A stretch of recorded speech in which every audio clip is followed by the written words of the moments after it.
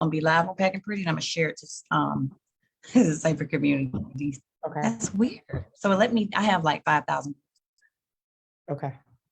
unsupported. What? Does not, so it is tripping.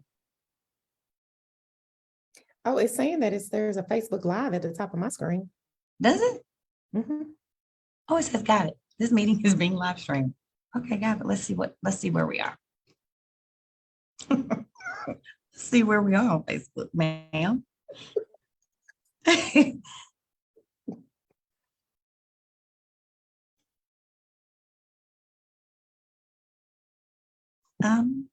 Let's see, where are we? Okay, so we are in Packing Pretty. Hey, y'all. So we're going to now share into Safer Communities and Young, Gifted, and Techie. So if you're joining us, you're in for a treat. I just want y'all to know I'm excited to introduce Ms. Kendra, because she is very, very passionate about teaching our youth real coding. There's different types of coding, and I wasn't even aware of that. But I am actually live streaming on 2 platforms.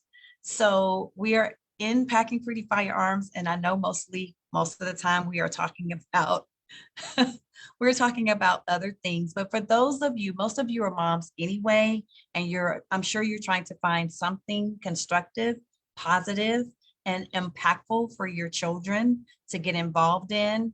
And then over in Safer Communities, this is really for your group and this group, because she is bringing this program to South Fulton. So excited. And she lives in District 3. So I am going to, without further ado, I actually have your website pulled up. You all need to pull up this website along with me. Go to www.younggiftedtechie.com. And I am going to turn this over to Kendra Choice. Give them a little bit of your background, first of all, is loaded, right? So first of all, tell us who Kendra Choice is. What made you decide to develop this program? Who can get involved? And don't forget to give us some success stories. So I gave you 4 asks, but you can, if you don't get to them in, succinction, I'll pull us back in, because this is what I want everyone to understand is, how did this evolve and how can they get their children involved? For sure. So first and foremost, thank you, Daphne, so much for having me. I'm so excited to be here and just to share more about the program itself. But before we get there, let's talk about who am I? So who is Kendra Choice? Born and raised in Southwest Atlanta, Georgia. I went to Booker T. Washington High School. Yay, Bulldogs. And so I came out in 2001, and I remember, and why is that year important, right? I remember in the 11th grade, I sent an email, or the 12th grade, I sent an email, and I decided, well, because I sent an email, maybe I should go to school for computers. And, just growing up in Southwest Atlanta and, just seeing and being in impoverished environments, there was just not a lot of vision around opportunities as it pertains to technology, being a person of color and furthermore, a woman in technology. I rolled the dice and I went ahead and went to college and graduated with a computer information systems bachelor's degree. After which I had various jobs in technology. And what I realized was in college, I was cool at coding. I was okay. I also realized that I was an extrovert and I enjoyed talking to people. It took me a little bit to learn throughout my technology journey that there were so many other opportunities in technology that had nothing to do with actually sitting at a keyboard and writing code itself. And so that brings us back to, my what and my why. So just to give you the landscape of who I am, now let's talk about why I started this program. So I'm a mother also of two boys. I have a ninth grader at Westlake High School, and I have an 8-year-old as well, third grader. And I remember years ago, my now 14-year-old, I would always take him to these various engineering coding programs around Atlanta. And what I realized was, because I work in the software engineering space in a multitude of roles, I realized that the engineering skills that they were giving them, they were good skills, but they weren't conducive to what I needed my son to know so that he can remove the intimidation that was sitting in front of him as it pertained to not really seeing a lot of engineers in software engineering. And so what I did was I got some time over the pandemic, and I saw a need, and I decided to stand up a program to fill a need. And that's where Young Gifted Techie was birthed in 2021. And what is Young Gifted Techie? It is a program it is a technology program. It's more than a coding program. It is a technology program that teaches real world tech skills to today's youth. Why do I say real world tech skills? As we all know, we're in a digitization environment. Our society every single day is being digitized, and digitization will disrupt people of color and all people so much over the next 5 to 10 years. A lot of the opportunities that we see today may not be here because there is someone somewhere working and thinking about, how do I make this job more efficient? Therefore, I need to digitize it, right? And so basically what I did was stood up this program that offered a multitude of learnings around the different roles and responsibilities in technology today that allows you to understand that, in simple terms, to put a like button on Facebook, that takes several different roles and responsibilities. There are about 5 roles before you even get to writing a piece of code that play a part in thinking of, what problem do we need to solve? What color should this like button be? Should it be a like button? There's someone saying, okay, well, now that it's a like button, let's think about what happens when a person clicks on it. And then there's a person thinking, well, when a person clicks on it, how do you hover over it and see profiles displayed at the bottom where you can then hover on it and link into those profiles? Then there's someone that's doing the count of how many profiles has actually liked this data, this content. And then there's someone on the back end thinking about data analytics. This person clicked on this button this many times, and that drives the experience of how we need to improve the app itself.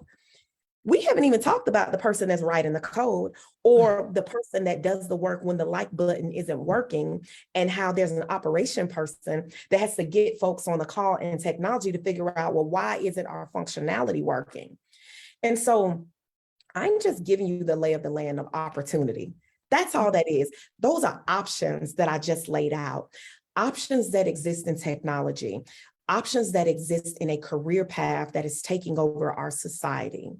And so that, just to give you a lay of land of who I am, that is let's talk about my why. The reason why is, as I mentioned, digitization is going to disrupt a lot of our communities in the future. And what's happening is we have a lot of youth that have iPhones but don't have laptops. We have a lot of youth that know how to navigate through all of the features and functionality in an iPhone, but are not clear on how to be a power user of a laptop. That's a challenge that I want to solve for. And I create an environment where I teach and I give youth real world skills on how to navigate through laptops in conjunction with understanding the roles and responsibilities that exist in technology all the long. Then there's this added plus. The added plus is coding, tech skills. And I teach various languages, HTML. And HTML is hypertext markup language. So if I can use a person as an analogy, think of the body without any clothing on it. That's HTML. Most, if not most applications, websites that we see today are built in HTML. Some will call it an old technology, but we still use it today, right? And then I teach CSS. CSS is cascading style sheets. Cascading style sheets would essentially be your clothing, right? Your earrings, all your accessories that you put on the body, right? Your jeans, your shirts, whether you choose to wear denim that day or not. And then what that is in real world terms, you think of an app, the look and feel, the colors that you get on an app, right? That experience that you see that's driving you to think that an app is visually appealing. And then I teach JavaScript. JavaScript is your muscles, right? How often are you going to the gym? How high can you jump? How fast do you run? How much weight can you lift? What yoga pose can you do effectively, and how long can you hold that? That's what JavaScript is. That's that interactive element of coding, right? You click a button, another event pops off and fires off, and it takes you somewhere else. It displays certain data. But I also expose them to integrated developer environments. I'm going real technical here, right? And I want to keep it at a high level. I was with you up to JavaScript. Yeah, okay. But just integrated developer environments. That's again teaching them power user laptop thoughts, right?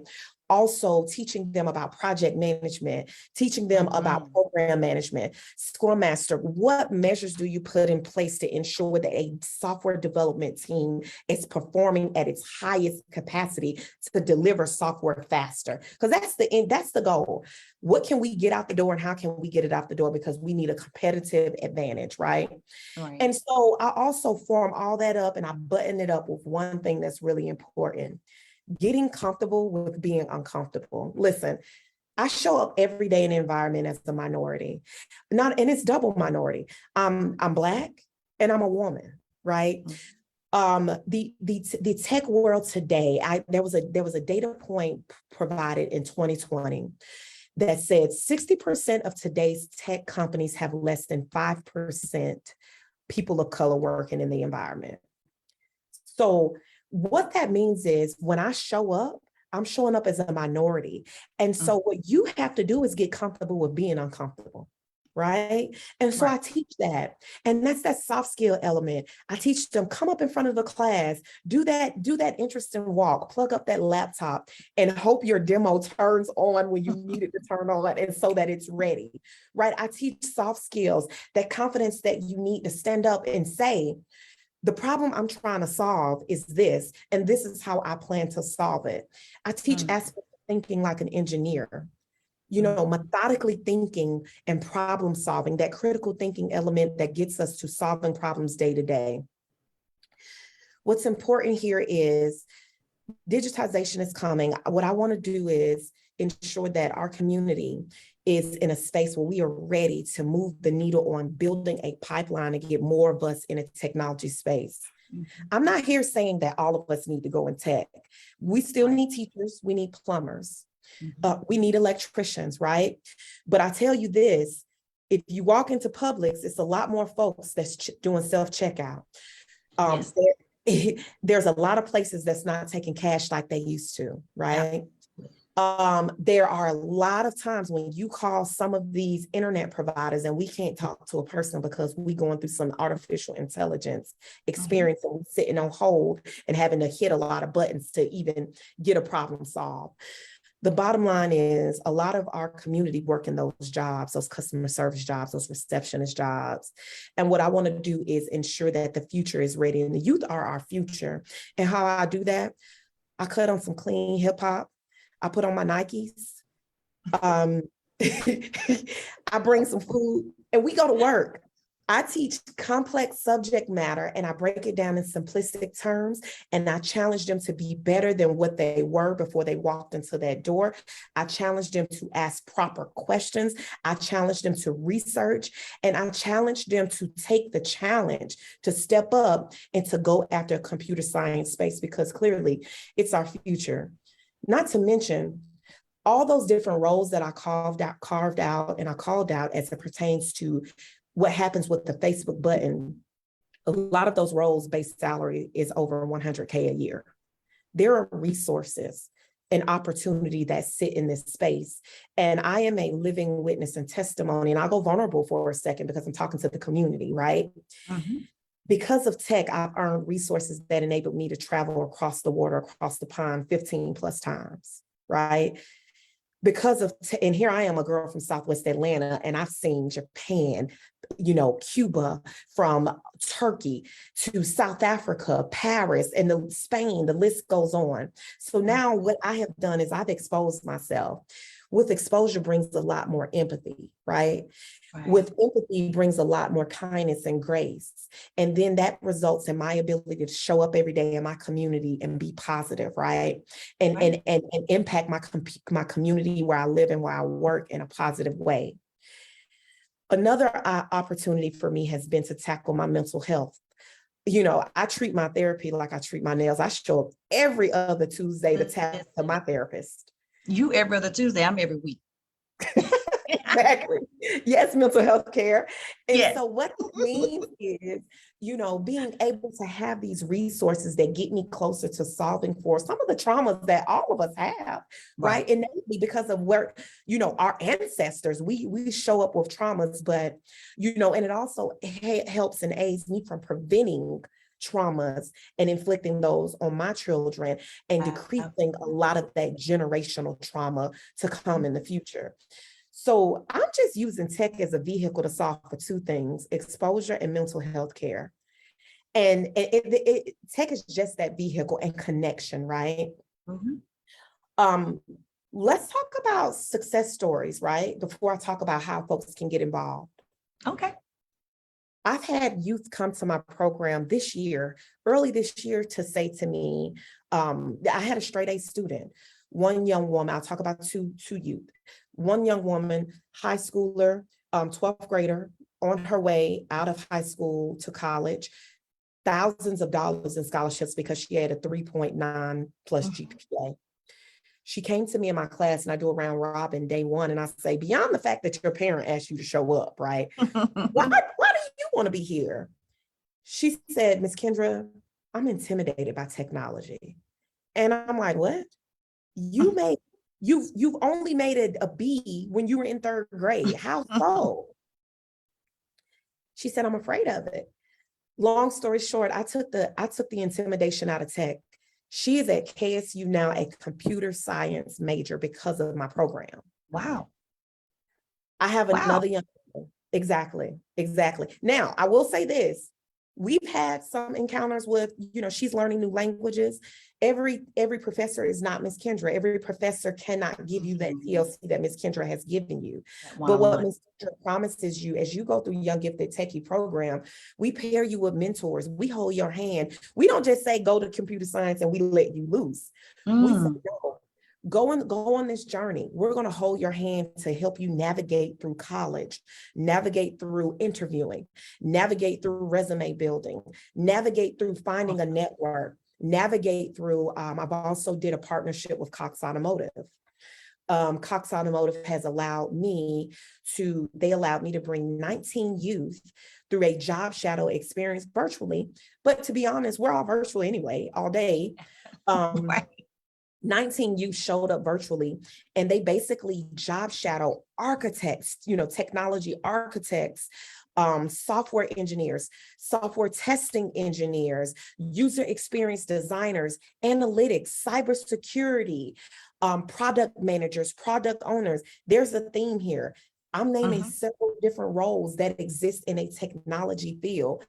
We had 19 youth from South Fulton County be able to show up and do that.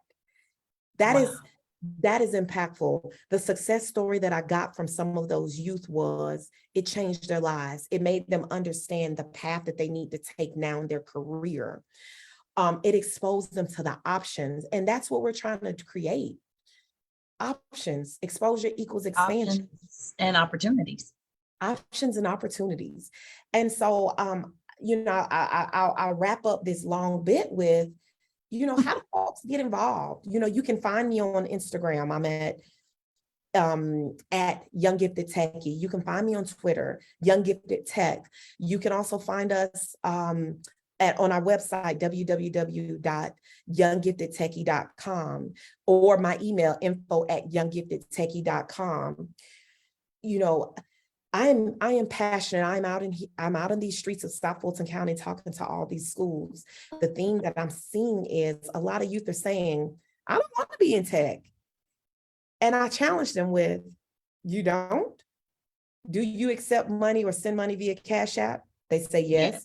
Do all you day. order shoes on StockX or GOAT or a Nike app or Adidas app? They say yes. Yes. Do you order, if you're a young woman or male, do you order clothing off of Shein or Fashion Nova app? They say yes, right? Do you use TikTok or Instagram or Twitter? Every day. They say yes. Do you have an iPhone or an Android? They all say yes. Have you ever DoorDashed or Uber Eats? They all say yes. And have you Yes. taken a Lyft on Uber? Most say yes. Mm-hmm. You You're have no choice. Yes. Our world is technical. Either you get with it or you get left behind. Mm-hmm. It's as simple as that. That's such a great analogy. And I applaud you because everyone thought the pandemic was a bad thing.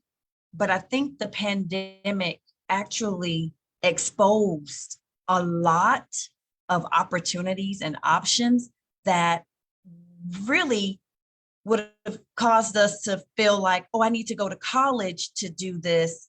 And I've got to go sit at an institution to get this information. Whereas the pandemic, because you've been working from home all this time. Yeah. I've been in the office, Daphne, I've been in the office 3 times since March 2020. And I've only been in office for a couple hours because I still have kids to pick up after school, right? Right. So that requires discipline, okay? Yes. And that's something that schools are doing the best they can, but there's a discipline that cannot be met if we're forcing kids to show up in school every day, which is a requirement, right? But the pandemic exposed a lot of kids that didn't have that discipline. Yep. And it forced them to either acquire the discipline, learn it, and or wait until the world, changed to open back up and then show back up to school. But I have not been in an office for the past 20 years. My companies have always been virtual. I may go into my company once a year for a meeting. Yeah. And a lot of my, I would say demographics is similar to yours. In the pharmaceutical world, there's 5% African-American and then maybe 2 or 3% female, Black females. And the majority of my coworkers are from different parts of the country. So we're talking about Bangladesh, Japan. I mean, we're all a conglomerate making, I would say different strides in the medical world.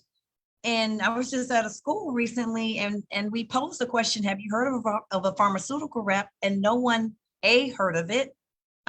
We had to kind of dig deep to help them out, gave out some gift cards, and the kid was like, well, what am I supposed to do with the gift card? Because it goes back to your analogy, they're using Cash App. Yep. He didn't know what to do with something as simple as a gift card. Yep. So whether we want to accept it, realize it or not, these kids have embraced technology, whereas for some of us, it's challenging for us as adults. Yep. And a lot of these kids are being raised by grandparents. So think about that challenge altogether. But if you have an avenue such as Young, Gifted, and Techie that allows someone, what is the age? What is the youngest age? So right now I'm running a program and an after school program. The youngest I have there is 4th grade, but my targeted app development building classes targets middle school through high school. There is studies that show that, early exposure decreases intimidation and it gives a higher chance of a youth wanting to have interest later on in life. I'll also throw this out. Mark Zuckerberg, founder of Facebook, he wrote code when he was in his teens. Elon Musk, founder of Tesla, he wrote code in his teens. Founder of Apple, Steve Jobs, Steve Wozniak, they founded Apple and they were writing code in the 80s in their parents' garages.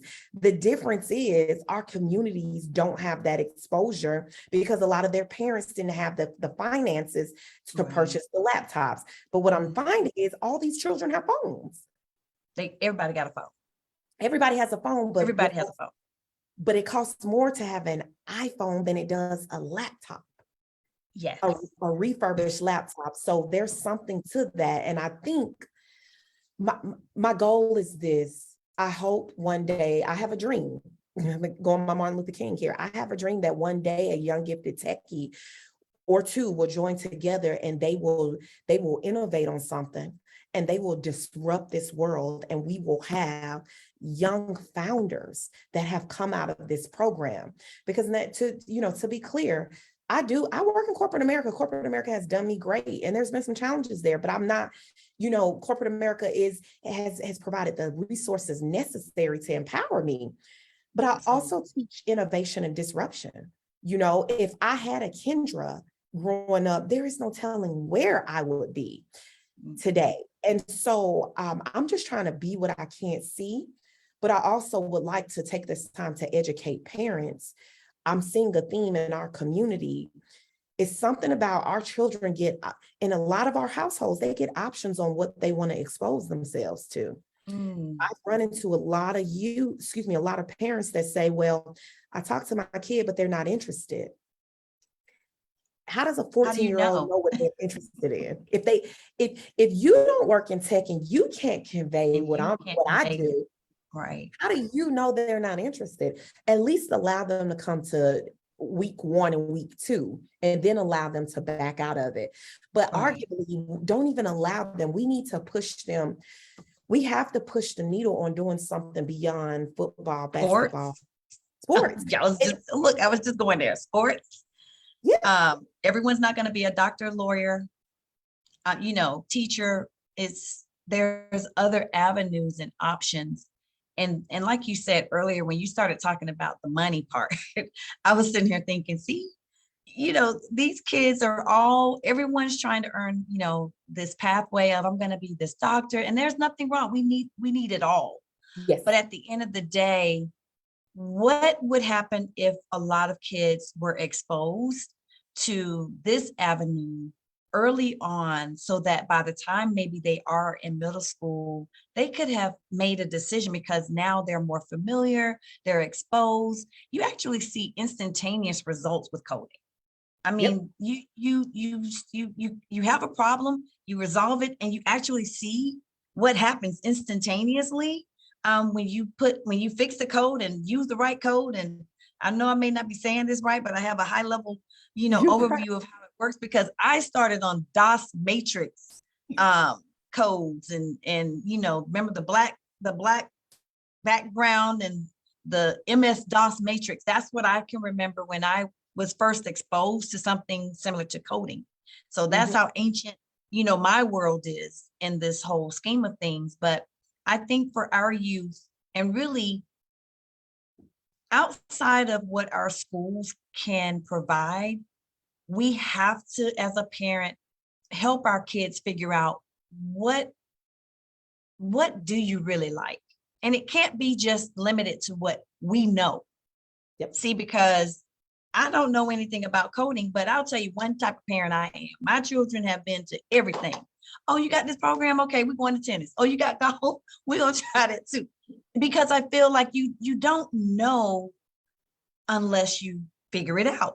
And along that pathway, my kids and myself, we've all kind of figured out, okay, this is what I enjoy doing. This is what I can do. But you should never shut your child out of an opportunity, because unless you've exposed them to it. So I love the way you're inviting, you're allowing the kids to come in and at least give it an opportunity, or give themselves an opportunity to say, you know what, this is something I want to challenge. And the one thing I also feel that you're doing, and you may have mentioned this, is improved communication skills, because right now everything is an acronym. Yep. WYD, what you doing? Everything is an Yeah. acronym. And so oftentimes I hear kids say to me, one, that I talk white, which we all know that means I'm talking proper. Yep. Number Yep. one. Number two, I'm using big words. Well, our vocabulary should be expanded, right? Yep. I mean, we cannot always say I'm about to go, I'm fin to go. And we've got to expand our vocabulary so that we can be in these type of positions and be competitive like some of the others. And then the other piece I want to find out or mention, not only from a communication skills, is does it require a 4-year degree? Are there some coding jobs that will allow and accept, or is there a certification kids can get instead of maybe going to a traditional 4-year college? Is that an option? So yeah, you touched on a couple things. One is, so let's talk about communication. So as a Black female in tech, and I show up in a room, and so any day of the week, if it's 10 people in a room, there may be 6 white males, 3 Indians, myself. I may be the only female, or if there's another female, it may be an Indian woman or a white woman, right? Mhm. So, let's put this in perspective. You have to learn to be, I'm a lead release trained engineer, and that is a glorified title for, I'm a lead release trained engineer at Cox Automotive. That is a glorified title for a project manager on steroids. You are managing so many aspects of getting software out the door in conjunction with looking at data and metrics to improve how we get software out faster, to ensure our teams are performing at the highest level possible. Okay. Mhm. In that space, you have to have an ability to influence change and lead change management. In order for me to be able to inflict some form of influence on folks that don't look like me, I have to be able to speak well. I have to be able to not only speak well, but to be well versed culturally, right? I have to know sometimes what's happening in SEC football. Sometimes I Yes. have to, so for connection purposes. Mm-hmm. There are other times I need to understand a little bit more about Bollywood. There are other Yes, times I have to expand my palette around Asian cuisines and to understand, and that's where travel matters, right? that's why it Because matters. what that does is for you, it packages you up. You have that empathy, but not only do you have that empathy, you're bringing your level of Black girl magic, which comes Mhm. with some swag. And I'm not gonna, but I'm not gonna, I'm gonna hype our swag up now because we are the culture. Um, bringing that energy, but at the same time, being able to influence. I teach them how to be a global influencer. You have to be able to stand up, be proud, have that confidence that you need, speak well, convey subjects, ask questions properly so that you can elicit the right information to solve a problem. And to be quite honest, your mind is blown if you're only raised and you grow up around people that look like you have a culture shock when you go to college. You have a culture shock Listen, when you enter the workforce. listen, I will tell anyone, I went to Frederick Douglass. I attended an HBCU before I graduated from high school. I mean, clearly it isn't an HBCU, but Yep. I will tell you that what prepared me for the line of work that I am in now is my upbringing with my grandmother in very rural South Georgia. And it was a very diverse school. So Yeah. before, I was there for about 6, 7, maybe 8 years before I moved back up here with my mom. I was in culture shock when I went to Frederick Douglass and it was all Black. I was thinking, where is everybody else? Where are the rest of the people? I was not, I was not accustomed. And all I heard was, you talk white. I never understood that because I felt like, well, I'm using standard English. I don't understand what you're talking about. But that's the culture. Yep. That's the part when you and I are probably in those boardrooms. What do we hear all the time, Kendra? You're so different. Yep. I Yeah. hear it all the time. You're so different. That's code language for you're not like some of your other counterparts. And so Yes. we have to teach our children. Our children need to just be exposed. And Yep. I love the fact that, we have HBCUs because we would not have, probably ever been able to educate ourselves because we weren't able to go to the other institutions. However, our children, regardless of where they go, they either embrace the Yes. diversity Yes. or they get a crash course in it. And I've And I'm seen the it. crash course. I'm the crash course. I got a I crash have course. seen it from both Exactly. ends of the spectrum. And Yes. it's not the easiest, but it's something that if you are up for the challenge and you realize that this is what it takes in order for you to survive and thrive in the workforce, then you make those adjustments. That's exactly it. And it starts right here. So I got a crash course. I'm still there. I survived it. And one would argue I'm thriving in it, right? We all have our days, but at the end of the day, you know, something hit my soul and my heart to say, you know, we can, it's time for you to reach back. It's time for you to reach back and empower. Don't empower anyone with just a check, with just, Right. with money, but you got to empower with skill and education and knowledge.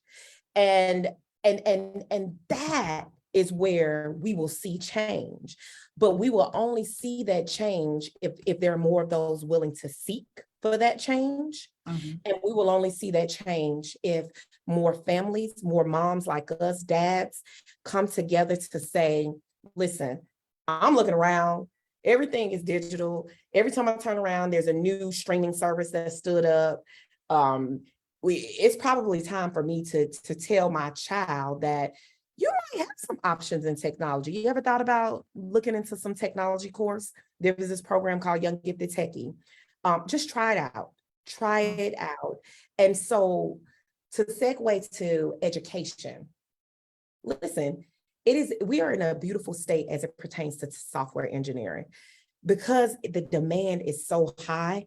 That traditional, and I don't tell my students this because I will never tell them this, but I do tell their parents, the traditional 4-year college route is not necessary anymore. Mhm. There are boot camps that exist. Now I will tell you, your path is going to be a little bit harder. You go get certified. I'm a certified full stack software engineer, software developer. I also have a bachelor's degree in this, and I have a slew of certifications: Scrum Master certification, facilitation certification, a safe methodology practitioner certification. And so those are things that folks probably got to Google, but if you come to my class, I can explain what it is. But today, as a person off the street that did not go to college, you have an option to go into tech. You can get certified, and you just got to go on a journey, and you got to start from the bottom as a junior and take certain jobs that you probably don't want. But if you stay the course, I'd almost arguably guarantee that you will get an opportunity one day because they need more folks going into this field. So many opportunities, right? Then you have your standard college, right? You go through a 4-year degree. As I understand, at my company, the base salary for junior engineers are 80, 90, 100K. Those are base salaries. We haven't even spoke about bonuses, annual bonuses that junior engineers get. So you're fresh out of college. You've done, 4 years in a university, graduated. You've been able to get a job. And to be clear, I said my job, I work for $1 billion company. I work for a very reputable organization in Atlanta, has a large footprint in Atlanta. But there are startups that pay a little bit less, but these companies are paying 85, 75 starting, 100K starting as a junior. So we're talking about, you didn't have to go get that master's degree. Mhm. You didn't have to Mm. go through all that. And here you are. By Mm. the time you hit 30, you could be making 200K. Right. if you play your cards right, if you take the right classes, you find the right opportunities, you network with the proper people, because it's all in who you know as well, right? Mhm. Because what we haven't talked about yet is there are a lot of jobs today. Not only do you have to go online and apply, and the algorithm picks up your name and your skills, right? You still LinkedIn. boom, LinkedIn. I link, get job offers every day and I don't have to fill out an application. I just hit apply because they've already matched up my skills with, I mean, their algorithm is sick. Yep, that's exactly it. And so what's happening is, if you don't have some of these skills, right, and they're not appearing on your resume, then these algorithms aren't even picking you up. People, No. what I'm trying to tell you is, a lot of the people, the human intervention is going away, Going away. It even is. in the It really interview and the is. recruiting process, right? And that's another thing. There are a lot of recruiting opportunities, as I understand, pertaining to It is. software engineering and technology spaces, right? But big picture, it is what work looked like, an opportunity looked like when my mom was in the field. It's different today. You Mhm. can you can come off the street, get a certification, you pass the test, you can probably get an opportunity, right? Now you got to be polished. You got to be able to show up. You got to be collaborative, because there is no one out here building software by themselves. It's hard, people, Yeah. right? So Right. you got to have those people skills, and you got to be collaborative so that you can get the job done with a team. And that's what I teach. The end result of my cohort, 10 weeks, week 10, we doing demo day. Demo day is Mm. demoing. You learn demoing a very simple app. Don't get me wrong, because I have a part 2, 3, and 4 to my cohort. By the time Mhm. you get to part 4, you probably have junior engineering skills. But Oh, in my wow. part 1, you get with a partner, you collaborate, you solve a problem, you demo that app for your family and your friends, and Hmm. we graduate you essentially, and you walk out with more confidence. And I'll be frank, everything I teach, it's on YouTube University some way, somehow. The Mm. difference the difference is I pull it together in such a way, Mm. and I pair it Mhm. with what's happening in the real world and the tools we use in the real world, and I package it up and I make it youth friendly. Now, do they need their own computer? So in some instances they do. I have computers that I loan out. I loan them out for a period of time, because the ask and the encouragement is, parents, we have to get these youth laptops. We have to get them access to a laptop. So you can start my cohort with the laptop. I'll loan it to you. You can sometimes you end the cohort with a loan computer. But what I say to parents is, please go out and invest in a laptop for your youth. Yeah.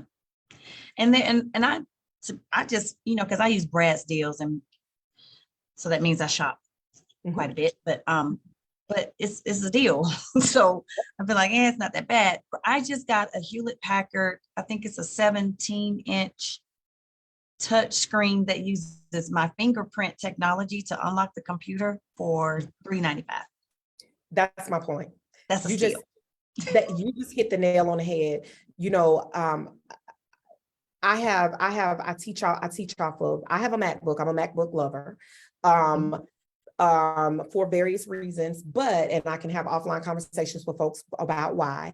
But I have several Dells that I loan out. You can get a refurbished Mac for $300, $400. You can get a brand new Dell for cheap. And so they cost less than iPhones, period. Period, as they say. Yes, yes, Period. period. And so let's say I am interested in the program. What what days and how do I find out when are your upcoming I would say information sessions to see if I can get my child or my children involved. Sure. So you can just reach out to our website. And we respond within 24, 48 hours. And basically, I have an upcoming cohort that's kicking off next Tuesday. This is a class with middle and high combined. I switched the curriculum up. I have a separate curriculum for both, but I uniquely switch it up in a combined group this go round, but I have more cohorts coming up in the future, kicking off at the end of the year. And so what you need to do is just reach out to me. We figure out, your youth's grade, and then we right size them with the cohort, which is a right size curriculum for that youth. And then from there, we can get them scheduled. Another thing is info sessions. Honestly, Daphne, I've been in these streets trying to share more about this. I haven't had a need for an info session, but if there is engagement, if there are needs for info session, I can stand those up weekly. I can do a Zoom, we can set those up, and we can get folks just dialing into a Zoom call, and I can just answer the questions and get their information, their emails, and they can get on our email list as well. Okay. And I think, the last thing that I'll share, I don't think you'll mind me sharing this, is the challenge to bring this to the forefront outside of the avenues that you have right now. So I know that ultimately you would like to have a weekend program, because we know that kids are already either involved in, extracurricular activities, they're doing certain things during the week. And let's face it, from a parental standpoint, it may be a little more convenient to get kids to these programs on the weekends. So I know that your ultimate goal is to have your program in a facility on a Saturday or Sunday. That would be the most ideal. So you are looking for, tell us what you're looking for. So what I'm looking for is space and an opportunity to be able to have a consistent venue for teaching this cohort. I've done a lot on my own over the last year and a half to try to make this happen for 20 plus youth, and it's worked, but I need consistency. I need a space that enables me to bring in 8 to 10 youth, 2.5 hours once a week or a couple times a week, preferably over the weekends, to basically give them this complex subject matter. As it stands right now, I've knocked on all type of doors, and I just haven't been able to get opportunities. I have someone that has been gracious enough, an engineer that helped build the March Madness app at Turner. He signed on to help me. I don't make money. And so much money, I can't, folks have just given donations, and the couple of dollars I've made, it's just been having to be spent exponentially on other items to keep the program going. So to be quite honest, I need to scale. In order to scale, I need a consistent space, help with the community helping to pour into this program as well. I'm spending my time, my coins on just trying to empower folks. And what I didn't say is I've been able to help youth with a different opportunity of employment. I have teacher assistants that are teenagers. And so this is a different type of job for them. It's not the standard job at the grocery store. They are basically, I teach them, they graduate from my program, and I try to give them a stipend each week to come out and help me teach, and they teacher assist me as I get through my cohort.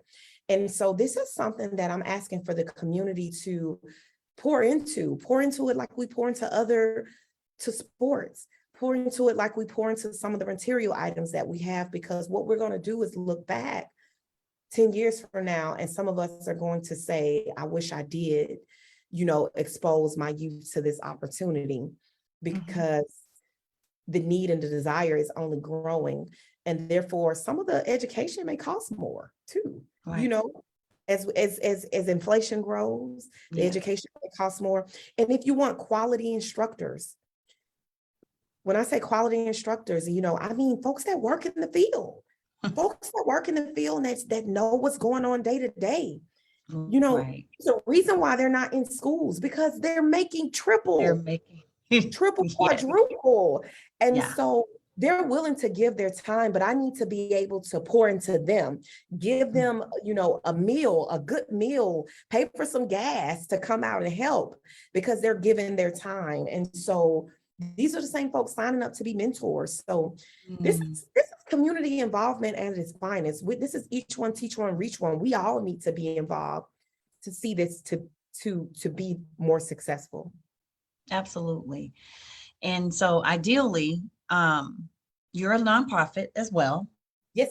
And I'm so now that we are at this space, being a nonprofit, you're also a working mother.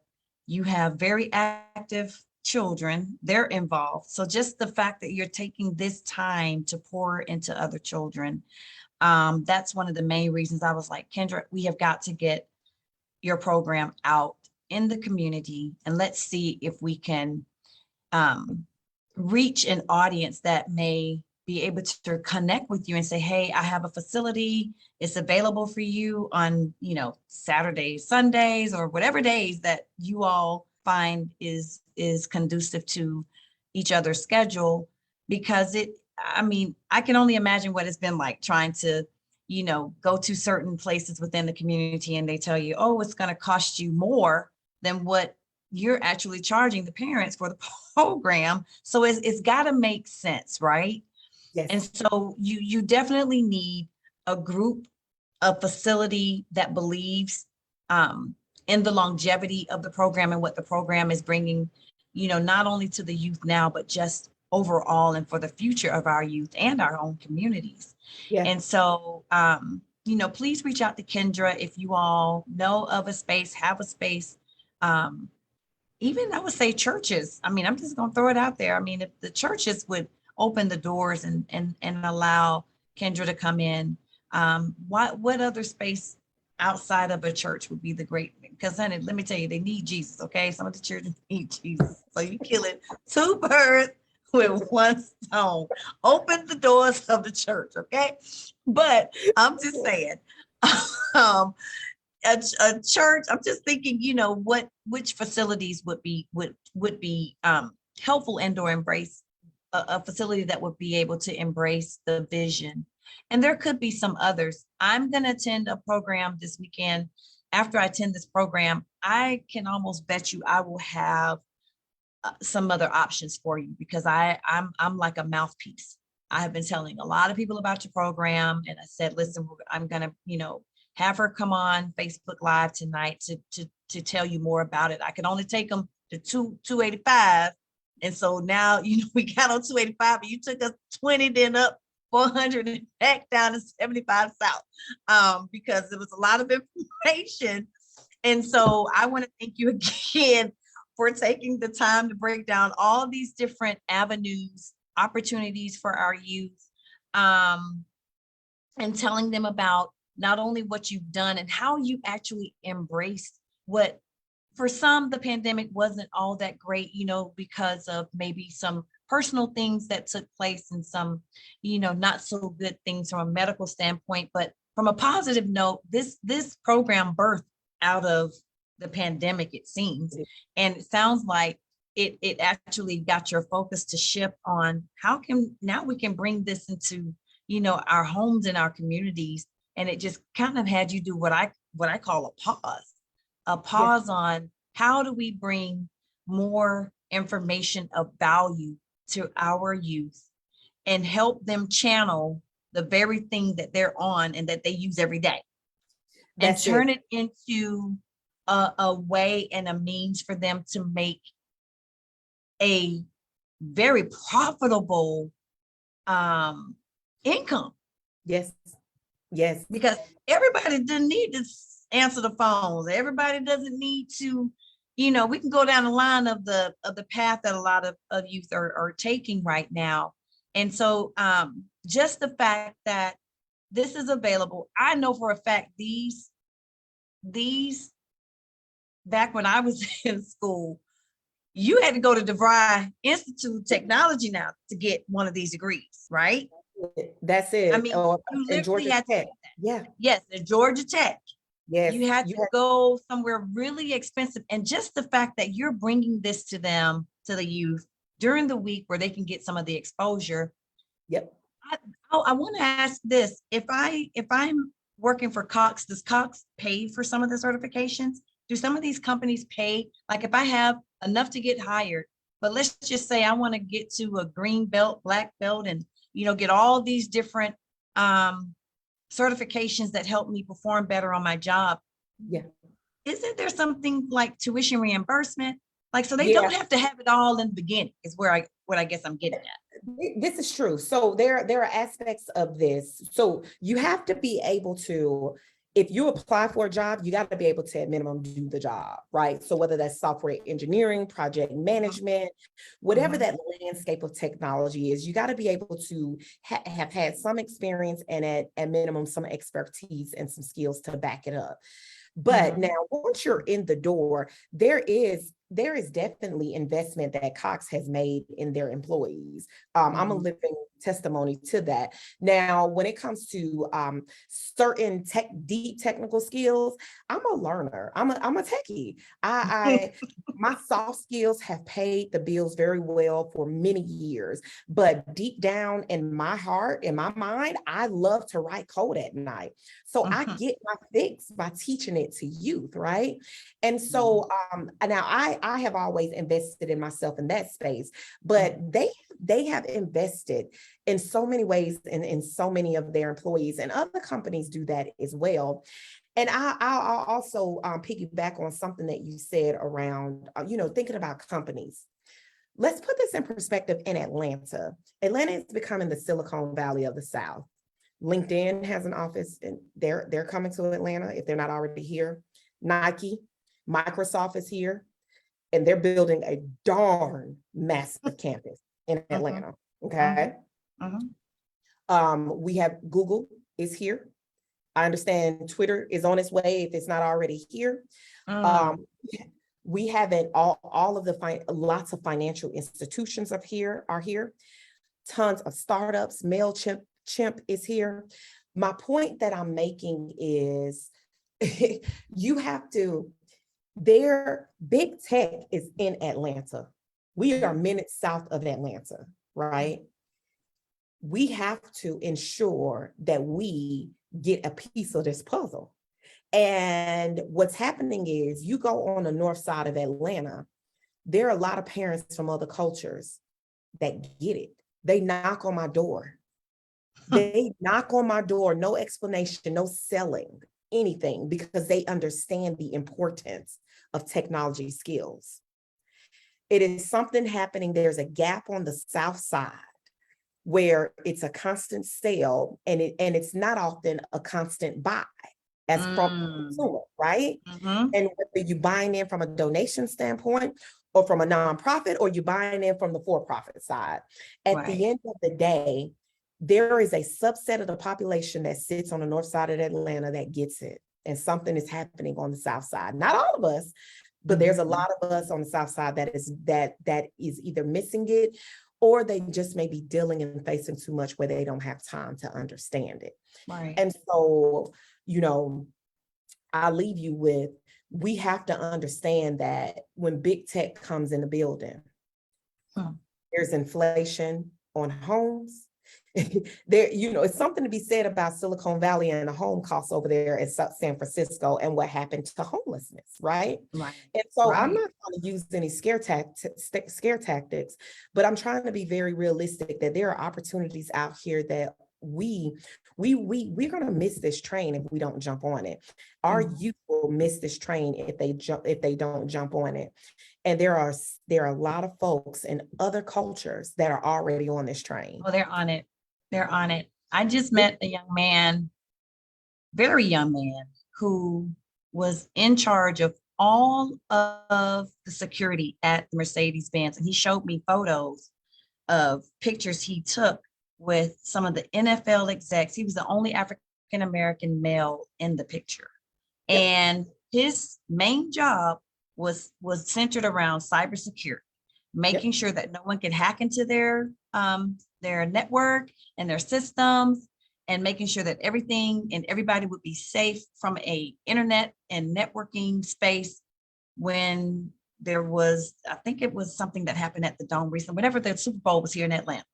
Yep. That's when, and he's 30, let's see, I think he's 35 now. So shucks, he was really young because I think it was here like 4 years ago or maybe a little while back. But he was very inspiring in every other word. But I was like, what is that you just said? I need to get a dictionary. His vocabulary was, oh my God, it was very on point. To make a long story short, that's another aspect that I Yeah, think coding leads you to is absolutely. cybersecurity. Absolutely. And and so I just mentioned that because I just met him. My husband and I just met him last week, and we had no idea that the Super Bowl required that. Think about what we're talking about. Yep. The Super Bowl required a person Yeah. to work with the NFL. There were some more other companies there that he was with CEOs and all Yeah. types of C-suite and high level Newton people. And Yes. here he is, the one that they went to say, are we good? That's Are exactly we good? Yeah, and that's what I expose them to. There are so many opportunities. So not only cybersecurity, data analytics. Let's break this down real quick. You know good and well, you get a lot of probably random calls down, you get random emails, because when you signed up to use Facebook, you agreed to that fine print that said we can use your data. Mhm, Data is a $1 trillion industry. mhm, Every single thing that we do, there is a group of people, once you touch an app, that is taking that data and saying, hey, product manager, hey, strategist, hey, mhm, engineer, this person, these people have used this app in such a way. Here's the data we've collected. Go be great and go enhance it. Go market to these people, mhm. right? And then that brings about different revenue. Then that brings about the different customer types. Then that brings about other options and avenues of creating functionality and growing the product. And Mhm. so it is not just writing code, it is cybersecurity, it's infrastructure. I teach them Yeah, about software versus hardware. It right. is the basics. And not only do they get that, they go through the job shadow program, they get exposure to all those roles, the cybersecurity, they get exposure to the data analytics, but they also, we have career week. I bring in technologists so they can just come and do different exercises with them so they can understand those roles and responsibilities at a different level. There is a whole group of people that just builds the look and feel, right? They determine how to design an app. How should a button look on an app? That's a whole role. There is Mm. a whole role where someone determines what experience should this user get.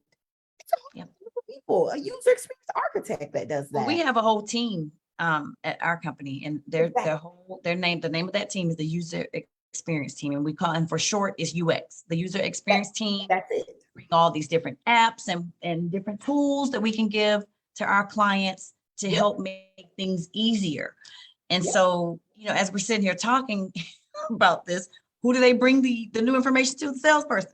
And so then Yep. they give it to us. We have to go out and be great. And we have to teach it, to the world. So there's a lot of different, avenues, as we were mentioning earlier, that this is the foundation that you're bringing to these to the youth to help them better understand the outcome. This is the output, That's but it. what you're teaching them is how did we get here? That's it. And that's what I would say is so invaluable, because they would have to spend hundreds of thousands of dollars potentially to get that information, or they'd have to graduate from high school Yep. first and see if they get accepted to a college, or maybe go pay for it at a 2-year school, or just go get a certification. Whereas now you may be equipping them to where they may break down and say, you know what, I'm gonna buckle down, I'm gonna make these grades, I'm gonna get a scholarship, or Yep. I'm gonna do an internship somewhere. And little do you know, internships, not you, but some Mhm. of you may not know, but internships in high school and or college lead to full-time employment. Say it. So, Say it. so That sometimes I mean, we working smarter. That's the goal would be to work smarter and not harder. And so I'm sure you have some success stories from that aspect as well, and or maybe you're working on them. But I I'm am. sure that happens all the time. That is exactly it. It's not it's who you know, right? And being able to get that early opportunity, that early exposure gets you closer to getting that job, getting through that interview, knowing the people on the panel that's interviewing you, or having Mhm. someone put in a good word for you. Because if people want to hire good people, it's so much easier to hire somebody that someone recommended that said that they do great work. And so absolutely, it is the name of the game is to get you to build a pipeline to tech. But more importantly, Daphne, it is, I am trying to get those youth that wouldn't otherwise have taken a technology route, and they probably would have went to college, pivoted in their concentration 2 or 3 times to get Mhm. out of school and realize at 28 years old that, or 25, this don't pay the bills. And now I got to figure out how to get back in tech. I'm just Mhm. trying to remove 8 years or 6 years of that. Right. Listen, take this intimidation out. You can do this. Here go some skills. Here's some basics you need to learn. Buckle down. Don't get intimidated. As you go on your journey, you'll have mentorships. And as you go on your journey, we're hoping to help build a pipeline to tech. As you go on your journey, now you know people, you've grown a little bit more, you understand you need to research a little bit more, you've polished yourself a little bit more. Now your Mhm. journey may not be as challenging. It's going to be challenging, but not as challenging because you have a support system now. Young Gifted Techie is a support system. I have a Slack channel. Slack is a tool we use in a lot of companies and in tech. And I have a Slack channel with 20 plus young gifted techies there. The idea there is when I have resources, I post there. If this is a good YouTube video, I send it to them there. Whether they choose to do something with it or not, what they won't say, what they cannot say is they don't have the resources. Mhm. That's phenomenal. Well, my dear, you have given us a plethora of information on yourself, your program, how kids can get involved. You have upcoming class next week. I have one person that I need to actually reach out and find out if they can attend next week's session. So I'm going to give them one more nudge, and and I'm going to start sharing. So any of your information as your classes become available, please share them with me and I'll share them in Safer Communities and some of the other groups out here in South Fulton.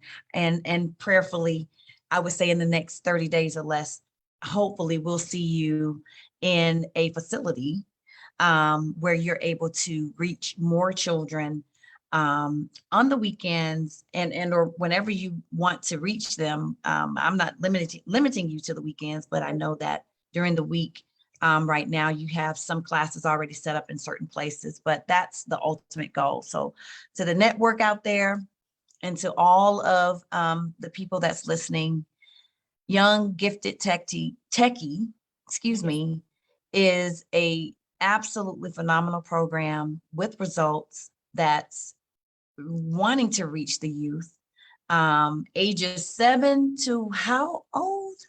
So ages 7 to 19, and we are on the South Side. I had back in the day, I had to go to the North Side to get these skills. I'm bringing Wow. the skills to the South Side. This is ours. If those from the North can come down, we welcome Mhm. you.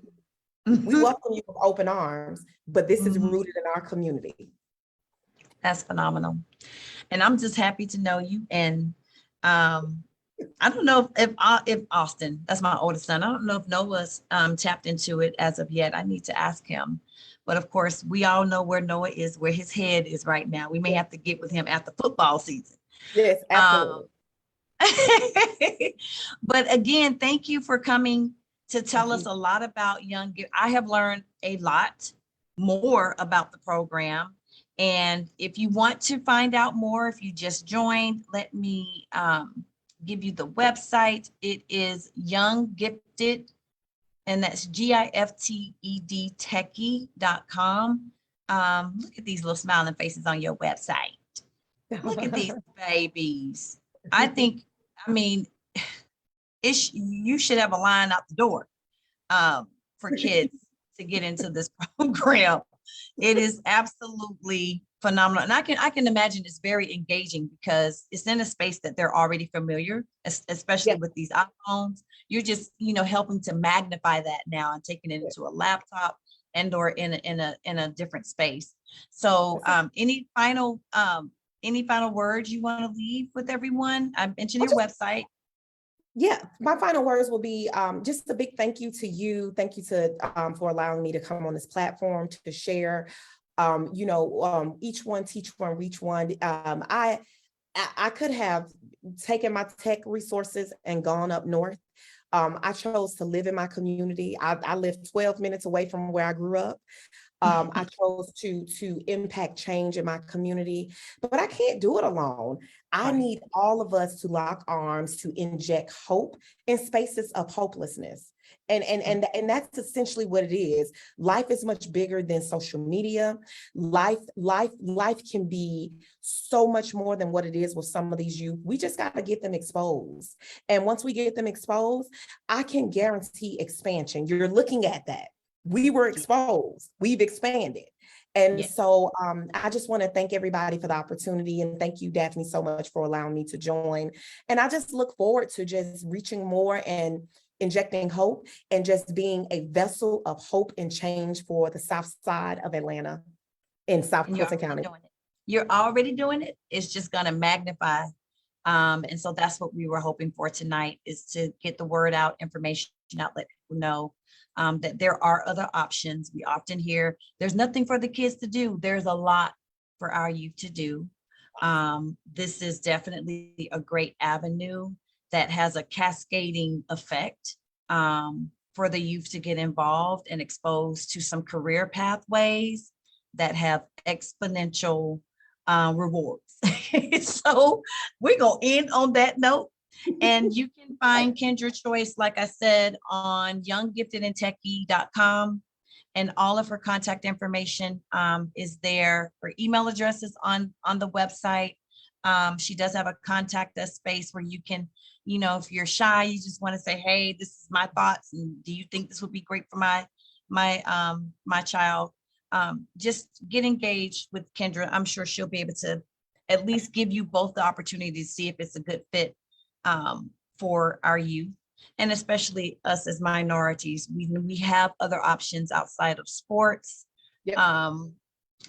being a doctor and or attorney. So we do have other options, and Young Gifted Techie is absolutely a phenomenal avenue that gives our children exponential opportunity. So thank you, Kendra, for joining me. Oh yeah, go ahead. One more thing. Yes.